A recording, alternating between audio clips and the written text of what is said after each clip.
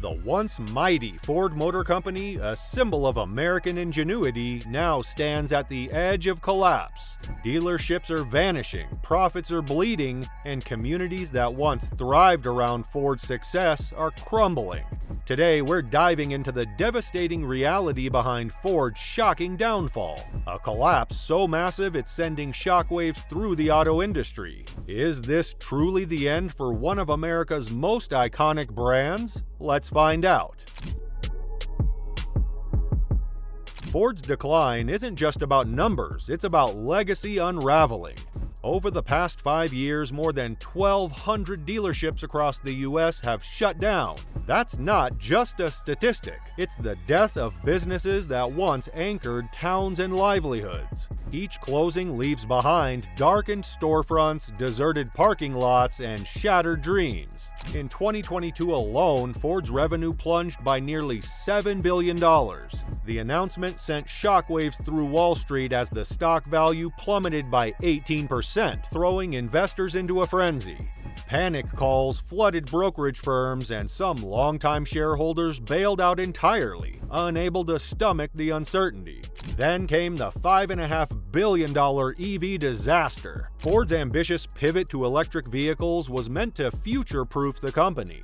Instead, it has become a financial black hole. The electric F-150 Lightning, a truck once hailed as a game-changer, is gathering dust on dealer lots. Its $75,000 price tag proving unaffordable for middle America. Dealers across the Midwest are pleading with Ford for incentives to move the inventory, but the trucks remain parked, their gleaming exteriors now a symbol of poor planning. Adding insult to injury are crippling quality control issues. In 2023, Ford issued over 30 recalls, including one affecting 1.9 million Explorers for safety flaws. The news spread quickly, and Ford's reputation, once synonymous with reliability, took another devastating hit.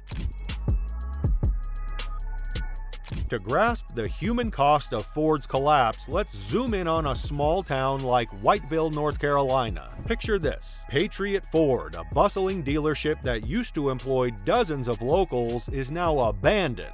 The once crowded showroom filled with shiny F-150s and the hum of eager customers now sits eerily quiet. For Whiteville, Patriot Ford wasn't just a dealership, it was a lifeline. Employees and their families relied on it for steady paychecks. Local businesses like diners, car parts suppliers, and cleaning services thrived because of its presence. Without it, the town's economy has all but withered. Drive down Main Street and you'll see shuttered storefronts, faded for sale signs, and empty parking lots that were once packed with Ford trucks. For families who worked at the dealership or relied on its business, the closure is devastating. Farmers who bought trucks from Patriot Ford now have to drive hours to find another dealership, adding frustration and cost to their already tight budgets. This isn't just a story about Whiteville. Across the country, similar tales are playing out. Small towns that were once thriving hubs of Ford activity are falling into economic despair. Every shuttered dealership sends ripples through the community. Jobs lost, dreams crushed, and futures left uncertain. So, how did we get here? Ford's troubles didn't happen overnight. The seeds of its decline were planted years ago when leadership made a bold but ultimately flawed decision: ditch sedans in favor of expensive SUVs and trucks. At the time, the strategy seemed sound. Trucks and SUVs had higher profit margins, and American consumers appeared to prefer them. But the move alienated a massive segment of the market, buyers looking for affordable, reliable sedans. As Ford doubled down on luxury and size, competitors like Toyota and Honda seized the opportunity, dominating the mid-size sedan market with models like the Camry and Accord. Now, with car prices at all-time highs and interest rates crushing consumer budgets, the average American simply can't afford a $75,000 truck. A Ford executive recently admitted that the company underestimated the financial strain on buyers. Dealers are now stuck with unsellable inventory, and Ford is scrambling to come up with answers. Behind the numbers and corporate jargon are the human stories. Stories of loss, resilience, and heartbreak. When Patriot Ford in Whiteville closed its doors, it wasn't just the employees who felt the impact. The town diner, a favorite spot for dealership workers to grab lunch, saw its daily customers dwindle. The owner, a third-generation small business owner, had to cut staff hours to keep the lights on. Local schools, which had relied on Ford's donations for extracurricular programs, are now scraping by on reduced budgets. One former Patriot Ford employee, Sarah, shared her story. A single mother of two, she worked as a sales associate for over a decade. When the dealership closed, she struggled to find another job in Whiteville. "It wasn't just a job, it was my home," Sarah said, tears in her eyes. Ford's decisions are just hurting them. They're hurting families like mine. Ford isn't sitting idle. CEO Jim Farley has publicly acknowledged the company's challenges, calling them some of the toughest decisions we've ever faced. The company has announced plans to refocus on hybrid models and more affordable EVs in an attempt to win back buyers. But the road ahead is steep. Dealers are frustrated with Ford's lack of transparency.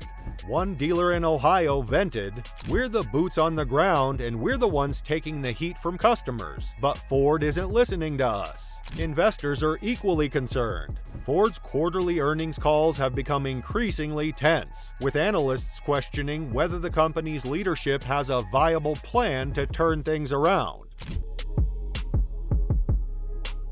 Ford's struggles aren't just a cautionary tale for its executives, they're a wake-up call for the entire auto industry.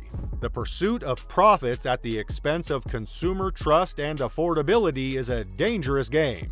As Ford's crisis deepens, other automakers are watching closely, wondering if they might be next. The lesson is clear: ignore the needs of everyday buyers at your peril. Affordable, reliable cars aren't just a market segment, they're the foundation of the industry. The decline of Ford feels personal to millions of Americans. This isn't just any company, it's an icon that has shaped the country's history, economy, and culture. From the Model T revolutionizing transportation to the Mustang becoming a symbol of freedom, Ford has been more than a business, it's been a legacy. But that legacy now hangs in the balance. For every factory that closes, every dealership that disappears, and every job that's lost, the emotional toll grows heavier.